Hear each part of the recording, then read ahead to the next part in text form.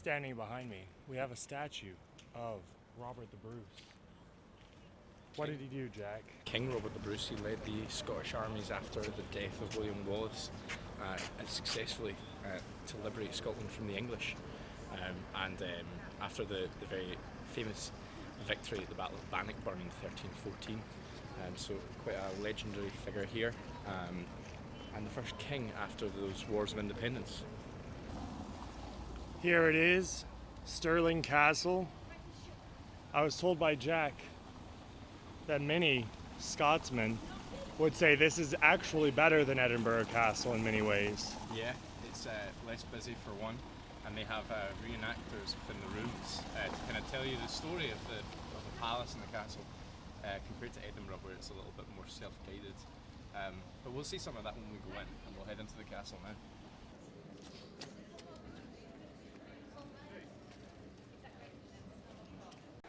Here's a pair of the reenactors.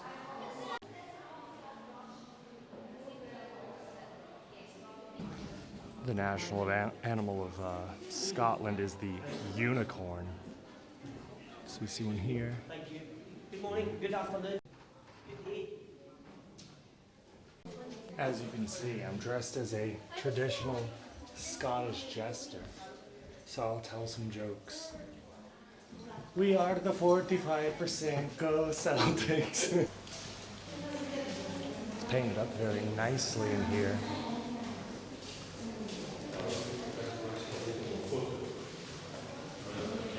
Add something, Jack.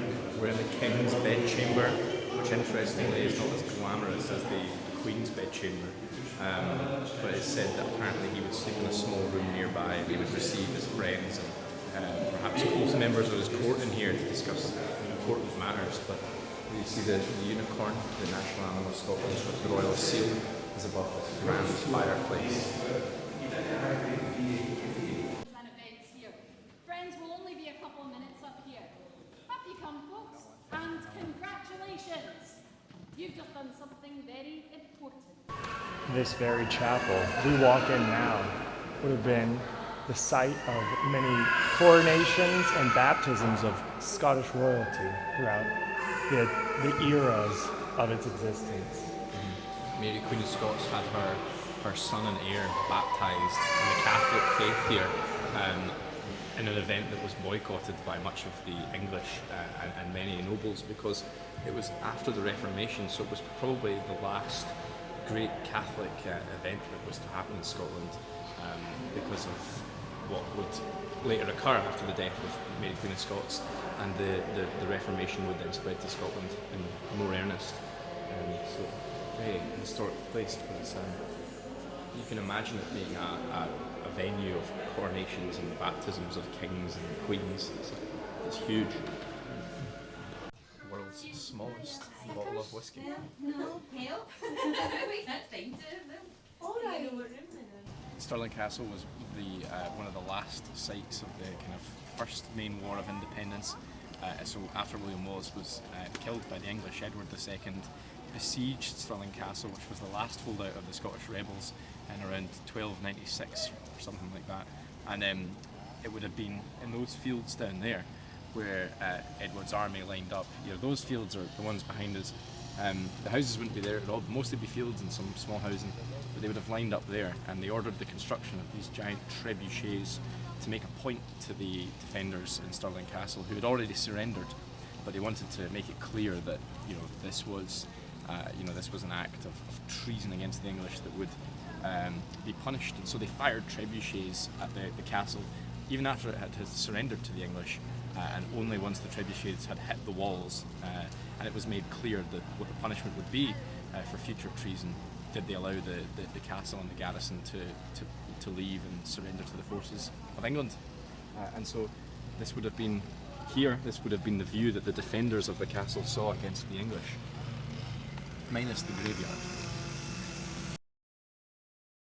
And it's interesting how history seems to be very playful in its way of coming back around, and this being a site of the last Scottish War of Independence, it would later become a military barracks for the British Army, when they were colonizing the entirety of the earth. And the soldiers that were based here were actually deployed to India to stop their first war of independence. So, you know, what goes around comes around. Yep, full circle. Yeah? Let me get a helmet. Let me go full Scotch.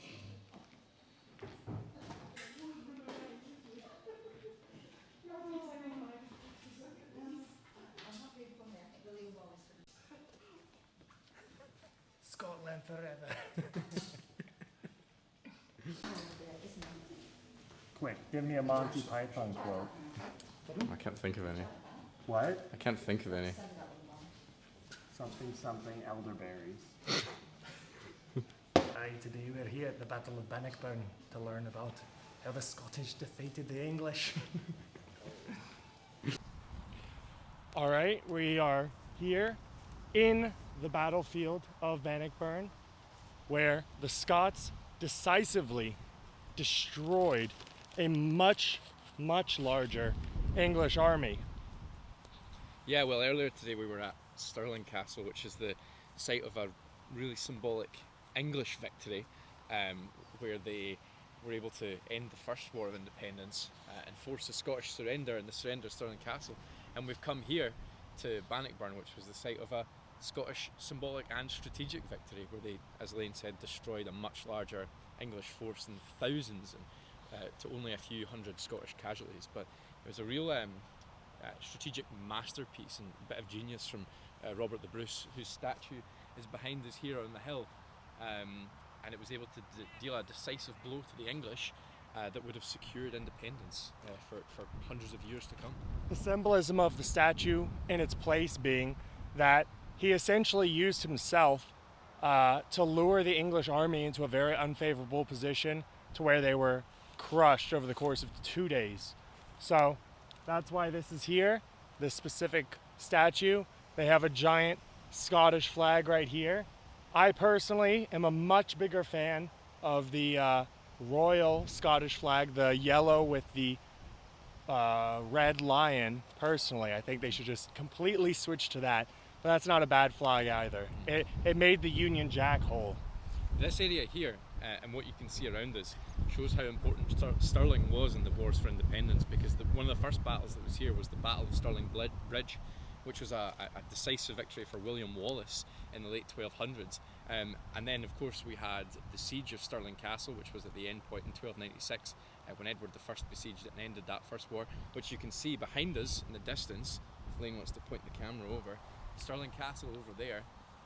And then here, not far from it at all, we're in Bannockburn, where yet another decisive battle was fought. So this area of Scotland, massively important in those wars and in the battles that shaped these islands for hundreds of years. What did she call Stirling? It was like the bezel of Scotland, or the center, something to do. I think the brooch, yeah. The brooch of Scotland. The brooch of Scotland. Yeah, it was a real jewel. It would have been. And it's right in the middle. Yeah, which would have been important. Yeah. Up the former kind of Roman road, the fact that it was in the middle of Scotland would have been important, and it's probably the reason why so many big battles took place here, because it's an area where armies could muster, and surrounded by strategic land on all sides and important cities as well on roads that would come down here. So, yeah, and one thing she mentioned, the Roman road specifically, I think that it's probably towards the end, the extreme end of the Roman road, which for a lot of British history, they did rely on the roads that were built by the Romans to make the path, because the Romans were very good at building roads. So I imagine that Scotland became a much more rugged and rough country that would be much harder to transport large armies across once you get beyond the end of wherever the Roman road ended. So assuming that this was towards the end of the Roman road, this would have been pretty much the end point of excising your foreign influence here. Absolutely, yeah. Behind me is a monument to William Wallace, a Scottish freedom fighter who would fight the English for many a year until being betrayed by his fellow Scotsmen, including, unfortunately, Robert the Bruce, who we just learned about from the last battle. And he was taken down to London town and beheaded, unfortunately. Jack had a pretty interesting anecdote about this place. Yes, so it was built in the 1850s, 60s when there was a resurgence in Scottish patriotism, and they contacted lots of potential donors worldwide. And one of the donors was the famous Italian unification revolutionary Giuseppe Garibaldi, which is very strange. Very odd person to have funded this, but it's an interesting fact about the monument. Like I said the first time I heard it, it's interesting a guy who was all about unification would fund a separatist monument. But maybe he's just a nationalist at the end of the day. Maybe. Let's go check it out. And one thing I'll say about the view. Glad it's not ruined by any of them wind turbines, am I right? Pretty beautiful though. On a more serious note. A look at the face of William Wallace. We're headed up the very narrow stairway to the top of the tower. It's a bit tight. Traffic's going both ways, but they've got, I think, 3 floors of stops where you can go and do stuff, learn things. We just did the first. We're on our way to the second. Someone got themselves in a bit of bother by climbing 246 steps to the top and parachuting off the top for fun. They lived, and it was quite the sight, filmed by one of his friends at the top, but terrifying. Fast way down though. Interesting. I don't want to go down those stairs again. Interesting choice of people to put in here. Oh yeah.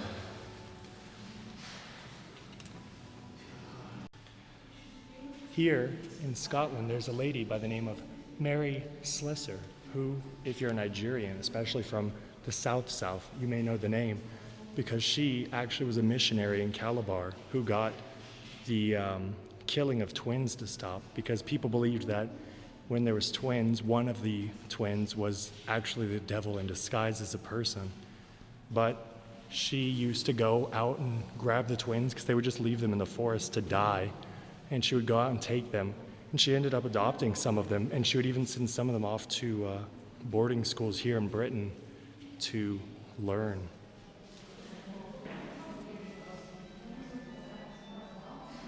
Oga, who say this day?